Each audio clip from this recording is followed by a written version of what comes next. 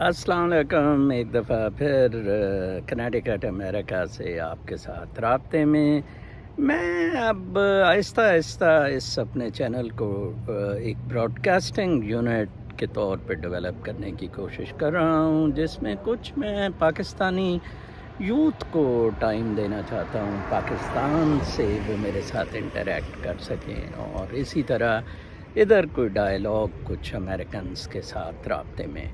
میں نے کل ایک سپریم کورٹ کے چیف جسٹس کو لیٹر لکھا، جو کہ میں نے میں اس وی لاگ کے کامنٹ سیکشن میں بھی پبلش کروں گا کہ ہمیں اب اس مصیبت سے کیسے نکالا جائے۔ کیا آپ واقعی ہیلپ لیس ہیں؟ دیکھیں، اب معاملات بڑے کلیئر ہوتے جا رہے ہیں۔ اب یہ دو دھڑوں کے درمیان کھابے کی لڑائی ہے۔ ایک طرف ہے اسٹیبلشمنٹ، فوج جس کا کنٹرول ہے، دوسری طرف ہے بھوکے ننگے کرپٹ بغیرت بے شرم سیاستدان۔ ٹھیک ہے جی، آج ہی میں ہارٹ ٹاک پہ اسحاق ڈار کا انٹرویو دیکھ رہا، اتنا بے شرم آدمی، میں سمجھتا ہوں۔ اس نے کہا جی پراپرٹیز آپ نے کتنی بنائیں؟ یہ کوئی ون اونلی، اتنا ڈھیٹ پلازے بنائے دبئی میں، بے شرمی کی۔ پھر اس نے کہا کہ اچھا، اگر آپ کے پاس ایک پراپرٹی ہے، ایوری تھنگ واز ڈکلیئرڈ، تو پھر آپ کو مسئلہ کیا ہے؟ آپ واپس پاکستان کیوں نہیں چلے جاتے؟ 3 سال سے ادھر کیوں بیٹھے ہیں؟ میرا سروائیکل کا پرابلم ہے۔ اندازہ لگائیں کہ مطلب بہانہ کیا، سروائیکل کا پرابلم۔ اور آپ کو پتہ ہے کہ موصوف گیا کیسے تھا؟ پرائم منسٹر کے جہاز پر یہ انگلینڈ گیا تھا، اور گیا کیوں تھا؟ تاکہ وہ حدیبیہ والا کیس نہ کھل جائے، کیونکہ حدیبیہ جب قاضی فائز عیسیٰ کے بینچ نے بدماشی سے بند کر دیا، قاضی فائز عیسیٰ کتے نے $14 ارب کا ٹیکہ لگا دیا پاکستان کو بند کر کے، تو پھر بھی اس نے کچھ بچے تو دیے تھے جو کھل سکتا تھا۔ کوئی میں نیب میں رہا ہوں، بہت ایزی تھا، مسئلہ ہی نہیں تھا، لیکن as a proof Ishaq Dar use ہونا تھا، کیونکہ اسی نے پہلے وہ کنفیشنل سٹیٹمنٹ دی تھی۔ بہت بے شرمی کی بات ہے۔ دیکھیں، یہ تو ان سارے سیاستدانوں کا کردار ہے۔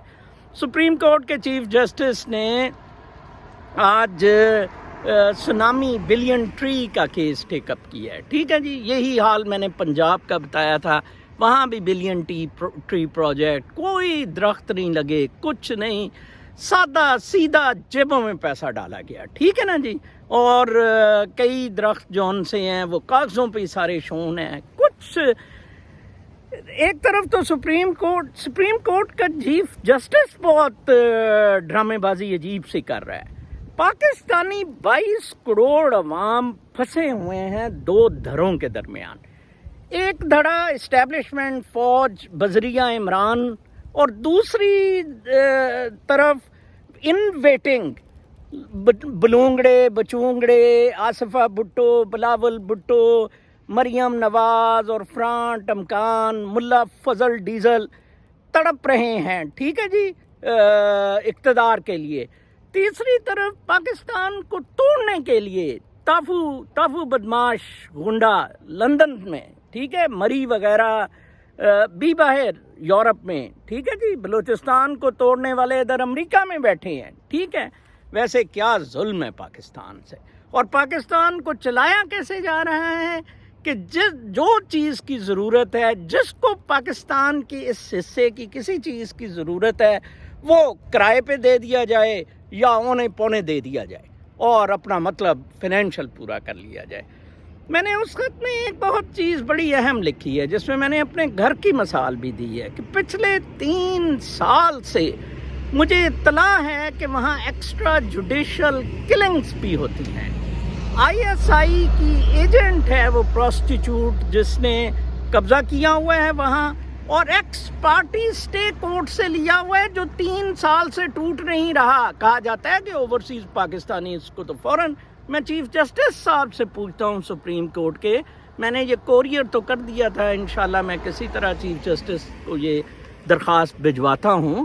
میں نے یہ پوچھا تھا کہ آپ کی عدالتیں کیا کر رہی ہیں جناب، chief justice Lahore high court کیا کر رہا ہے؟ یہ ساری بدماشیاں، ڈرامے بازیاں، 50 روپے کے سٹیمپ پیپر پہ نواز شریف کو باہر بھیج دینا، جو اپنی ماں کو بھی دفنانے نہیں آیا. اس وقت ہم بہت ہی بھیانک صورتحال میں، بہت تکلیف دہ صورتحال میں پھنسے ہوئے ہیں.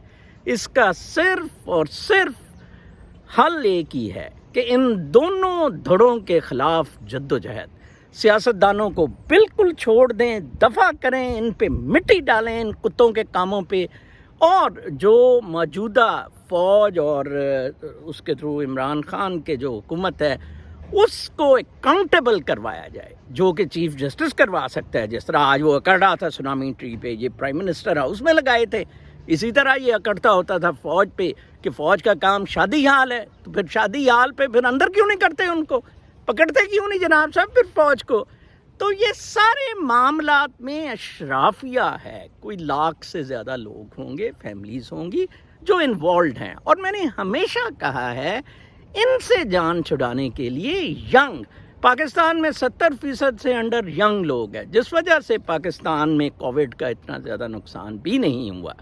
تو اللہ کا شکر ہے اس ینگ نسل کا بالکل کوئی فیوچر نہیں ہے، اور ان کو بہرکیف متحد ہو کے اپنے رائٹس کے لیے فائٹ کرنی پڑے گی. جیسے میں نے اسٹیل مل کے 4-4.5 ہزار ملازمین کا کیس پلیڈ کیا ہے، وہ کچھ اکٹھے ہوئے ہیں اور انہوں نے ٹف ٹائم دینا شروع کیا ہے مینجمنٹ کو. تو اس حساب سے ہمیں، جیسے میں نے پہلے بھی کوٹ کیا تھا ایک کوٹ کہ eternal vigilance is the price of Liberty. ہم نے اپنے رائٹس لینی ہے نا، تو اب ہم نے ویجیلنٹ رہنا ہے اور ہم نے فائٹ دینی ہے. ہم نے ان عدالتوں سے، ان مافیاز کو ہم نے بریک کرنا ہے. وکیلوں کا مافیا، ججوں کا مافیا، فوج کا مافیا، یہ کاٹل کی صورت میں ہم سب کو لوٹ رہے ہیں. اپنا بہت خیال رکھیں. اللہ نے کہا.